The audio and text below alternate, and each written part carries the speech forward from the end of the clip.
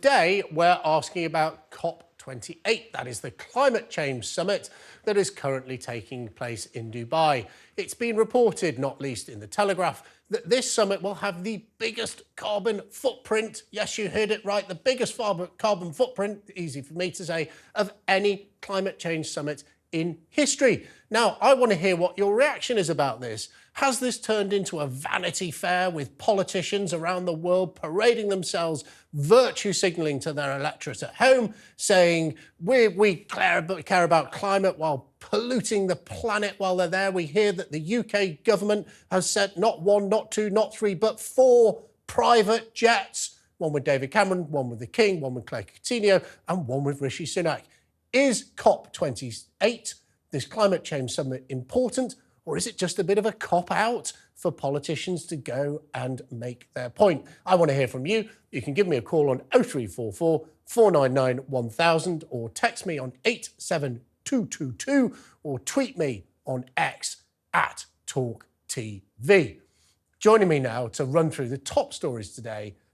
Today's top stories are political journalist Alicia Fitzgerald and former special advisor to Michael Gove, the Gove Meister, Charlie Rowley. Welcome to the show. What a brilliant show we're going to have today. But let's start by talking about this Vanity Fair. We're going to go to Charlie Rowley's a bit of a fan of this. In fact, did you go to the last COP summit when it was in Glasgow? I didn't, I'm afraid. I think I gave up my seat to somebody else that might be more interested. But well, you're a big fan of COP28, and I think we'd all support the aims, laudable as they are, in reducing the amount of carbon set out on the planet. But come on, the biggest carbon footprint ever of any climate change summit, not 1, not 2, not 3, but 4 private jets funded by the UK taxpayer going over to Dubai to COP28. Surely this is completely out of hand and has lost touch with what it's really about, not least because it's in the biggest producer of fossil fuels in the world is hosting it. How can you defend this COP28 madness?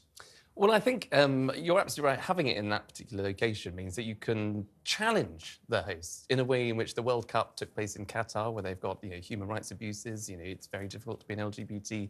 It's very difficult to be an LGBT anywhere in the UAE. And of course, we heard Keir Starmer, David Lammy, other leading Conservative politicians lecturing us about not watching the football, not going to the World Cup.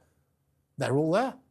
And I think you've got to be there to challenge the status quo of that particular part of the world. And yes, it's a bigger muting area. And so I think making sure that you've got the whole international community there to challenge that particular part of the world, and challenge also China and Russia and to an extent the US, who are still big polluters, the main polluters in a global conference. This is a global crisis. It's not just something that we in the UK can tinker around the edges with. Our emission reductions won't necessarily have a huge impact on the rest of the world. It'll have an impact in the UK, but we've got to talk about it in a global context. And that's why I think having conferences like this really is important. Is it important that everyone goes, though? What about getting back on Zoom or Teams or whatever else it may be? Why can't they do this?